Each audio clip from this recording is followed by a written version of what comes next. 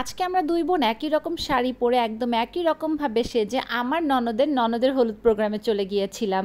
শুনতে একটু কনফিউজিং লাগছে তাই না? সামনেই তোমাদেরকে ডিটেলস বলছি, সাথে আজকে অনেক মজা করেছি, অনেক নাচানাচি করেছি।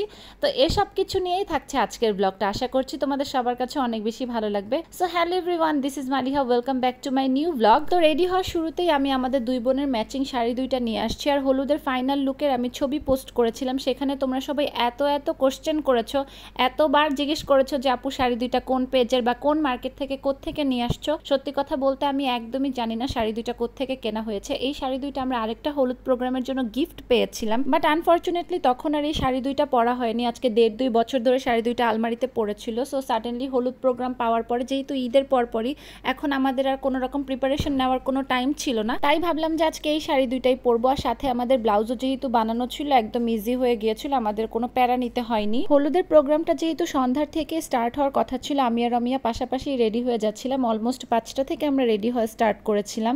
তো এখানে সামাইরাও রেডি হচ্ছে, আমি সামাইরাকে টুকিটাকি করে রেডি করে দিচ্ছিলাম। সামাইরাকে বেসিক্যালি অমিয়াই রেডি করে যে কোনো জায়গায় যাওয়ার সময়, আমার কষ্ট করতে হয় না। তো এখানে আমার আই লুকটা আমি কমপ্লিট করেছি। আমার আর রমিয়ার আজকে অল ওভার এই মেকআপ লুকটা শাড়িটার সাথে এত পারফেক্টলি গিয়েছে যে প্রোগ্রামে অনেকেই জিজ্ঞেস করেছে যে আমরা পার্লার থেকে রেডি হয়ে আসছি নাকি।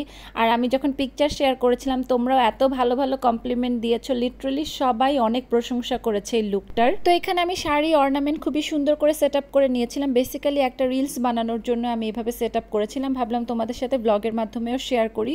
তো আজকে আমরা এই জুয়েলারিগুলো পরবো, একটু পরে তোমরা আমাদের ফুল লুকটা দেখতে পারবে। তো এই তো আমি আর রমিয়া ফাইনালি রেডি হয়ে গিয়েছি, আর টুকিটাকি রেডি হওয়া বাকি, মানে অর্নামেন্টস এখনো পরিনি। তো আজকের হলুদে কি কি ফান করেছি সেটা দেখতে হলে কিন্তু ব্লগটা একদম লাস্ট পর্যন্ত দেখতে হবে। আর আমাদেরকে কমেন্ট করে জানাতে ভুলবে না যে আমাদের দুজনকে কেমন লাগছিল। আজকে আমাদের একটা ব্যাড সাইড তোমাদের সাথে শেয়ার করব, যেটা যে কোনো প্রোগ্রামে যাওয়ার আগে আমাদের সাথে হয়। আমি জানি আমার সাথে অনেক মেয়েরাই এখানে রিলেট করতে পারবে। আমাদের ধরো কোনো প্রোগ্রাম রাতের বেলা হলো, তো সেখানে আমরা দুপুর 3টা থেকেও যদি রেডি হওয়া স্টার্ট করি, তারপরেও আমাদের রেডি হওয়া অন টাইম কখনোই শেষ হয় না, কিছু না কিছু একটা মিসিং রয়েই যায়। আসলে আমরা তাড়াতাড়ি শেষ করলে কি করি, মধ্যে দিয়ে আমরা ঢিলামি দেই, একটু বসে থাকি, একটু ফোন টিপাটিপি করি। তো এর মধ্যে আম্মু হচ্ছে লাস্টে বকাঝকা করে আমাদেরকে শেষ করে। তো এই তো আমার সামাইরা পাখিও রেডি হয়ে গিয়েছে, ওকে কিন্তু সবাই প্লিজ মাশাআল্লাহ বলে দিও। আর এই ড্রেসটা ওকে ওর দাদু ঈদে গিফট করেছিল। তো আমাদের শপিং হল ভিডিওটাতেই আমি বলেছিলাম যে ওর দাদুর দেওয়া ঈদ ড্রেসটা আমি হলুদে পরাবো, যেহেতু আমাদের সামনে একটা হলুদ প্রোগ্রাম আছে। তো লাস্ট মোমেন্টে আমাদের কিছু ট্রানজিশন থাকে, তো এইটার জন্য বেসিক্যালি আমরা একটু তাড়াতাড়ি করে রেডি হই, যে রেডি হওয়ার আগে ট্রানজিশনটা স্টার্ট করে রেডি হওয়ার পরে হচ্ছে ফিনিশিং দিব। তো আম্মু এই মোমেন্টে একদমই চিল্লাচিল্লি শুরু করে দেয় লিটারালি আমাদের সাথে, যে এতক্ষণেও তোমাদের হয় নাই, তাড়াতাড়ি করে বের হও,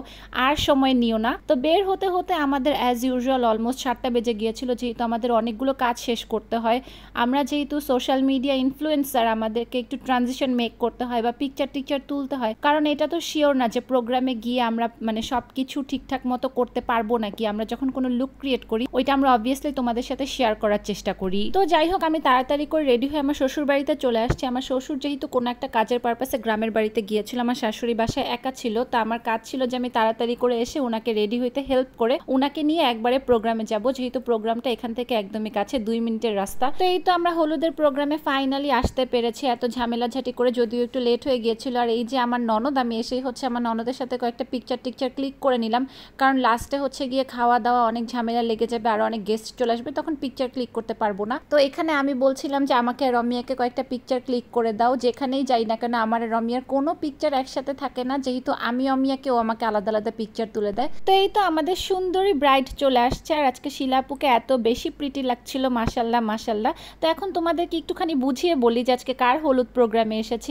আজকে হচ্ছে গিয়ে আমার ননদের হলুদ প্রোগ্রামে এসেছি। তো ফার্স্টেই ব্রাইডের সাথে সামাইরাকে কয়েকটা পিকচার তুলে দিলাম। আর এই তো হচ্ছে আমার একমাত্র দেবর, যে কিনা অনেক বেশি শাই, ভিডিওতে একদমই আসতে চায় না। তো আমি এক কথায় তাকে জোর করে নিয়ে আসছি, কেননা আগের বার যখন আমার শ্বশুর ফ্যামিলির সাথে একটা ভিডিও ড্রপ করেছিলাম, তখন সে ভিডিওটা দেখে আমাকে বারবারই বলছিল, ভাবি তুমি সবাইকে দেখালা, আমাকে তো দেখালা না। তো আজকে হচ্ছে ও শাই ফিল করলো, আমি জোর করে টেনে নিয়ে আসছি এক কথায়। তো এইখানে আমি হচ্ছে আপুকে বললাম যে আপু আমাদের একটা ভিডিও করে দাও সুন্দর করে ব্রাইডের সাথে, কারণ ওই যে বললাম আমাদের ভিডিও করে দেওয়ার মতো কেউ থাকে না। তো এখানে আমি একটা কমন কাজ করছিল, যেটা যে কোনো প্রোগ্রামে গেলেই ওকেই করতে হয়। সামাইরার চুল টুল একদম এলোমেলো করে ফেলে, এটা আমি একটু সেট আপ করে দিচ্ছি। এটা হচ্ছে সামাইরার আরেকটা দাদা ভাই, মানে তমাপু শ্বশুর আঙ্কেল সামাইরাকে অনেক বেশি আদর করে মাশাআল্লাহ। যেখানেই দেখবে আগে সামাইরাকে ওই ডেকে ওর খোঁজ খবর নিবে, ওকে আদর করবে। তো যাই হোক, এখানে আমরা বসে সবাই একসাথে গল্প করছিলাম, একটু পরেই খাওয়া দাওয়ার সেশনে স্টার্ট হবে। তো এখানে সবাই একে একে ব্রাইডের সাথে পিকচার ক্লিক করে নিল, আমার আম্মু, আমার শাশুড়ি মা, সবাই। তো এখানে তমাপুর সাথে একটা ছোট ভিডিও ক্লিপ নিয়ে নিলাম। আজকে ও অনেক ব্যস্ত, কারণ ওর বাসায় যেহেতু প্রোগ্রাম, স্বাভাবিক ও ব্যস্ত থাকবে।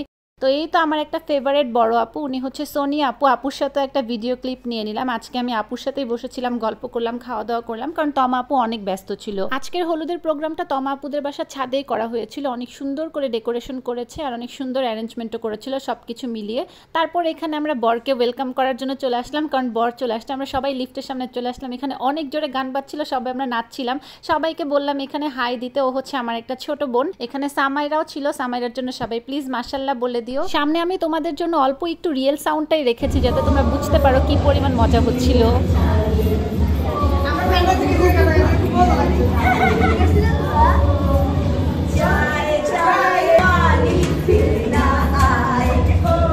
তো যাই হোক, এখানে সোনিয়া আপু, তমা আপু, আমি, অমিয়া সবাই অনেক বেশি ডান্স করেছি। ভিডিওটা অমিয়াই করেছে, তাই অমিয়াকে তোমরা ভিডিওর মধ্যে দেখতে পারো নি। তো ফাইনালি বর চলে আসছে, আর আমরা না এতক্ষণ এখানে এটা নিয়ে হাসাহাসি করছিলাম যে বর আসার আগে যদি লিফটে থেকে অন্য কোনো মানুষ বের হয়, তাকেই আমরা ফুল ছিটানো শুরু করব। তো সবাই এটাই বলছিলাম যে একটুখানি ওয়েট করি, বর আসুক, দেখে ফুল ছিটানো স্টার্ট করি। তো বর আসার পরে বরকে ওয়েলকাম করে উপরে নিয়ে আসলাম। এখন খাবার দাবারের সেশন শুরু হয়েছে, আর আমার মেয়ের একটু আগেই খিদা পেয়ে গিয়েছিল। ছোট মানুষ বলে কথা, অনেকক্ষণ নাচানাচি করেছে। তো সবাই একসাথে খেতে বসে গিয়েছিলাম। খাবারটা অনেক বেশি মজা হয়েছিল সত্যি কথা বলতে। এখানে মোরগ পোলাওয়ের অ্যারেঞ্জমেন্ট করা হয়েছিল। এখানে সোনিয়া আপু, আম্মু, আমার শাশুড়ি, অমি, আমরা সবাই একসাথে খেতে বসে গিয়েছিলাম।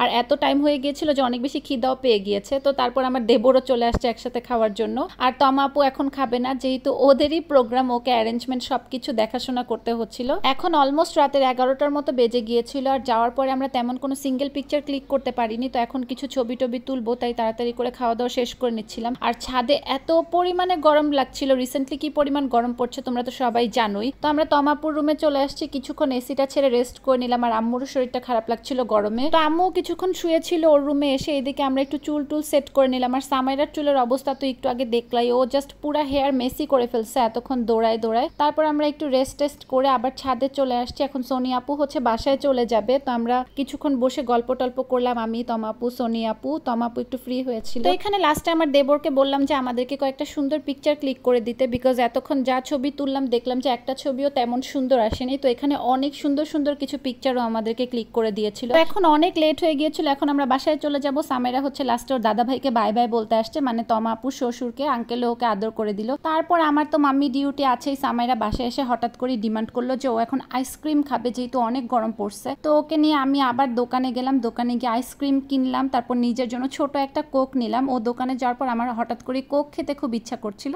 তারপর নিজের জন্য ছোট একটা কোকা কোলা নিলাম। দেন মা মেয়ে দুজন হাঁটতে হাঁটতে বাসার দিকে চলে যাচ্ছিলাম। মাদের ডিউটির কোনো টাইম টেবিল নেই, সবসময় তাদের রেডি থাকতে হয়। তো আজকের ভিডিওটা এই পর্যন্তই ছিল।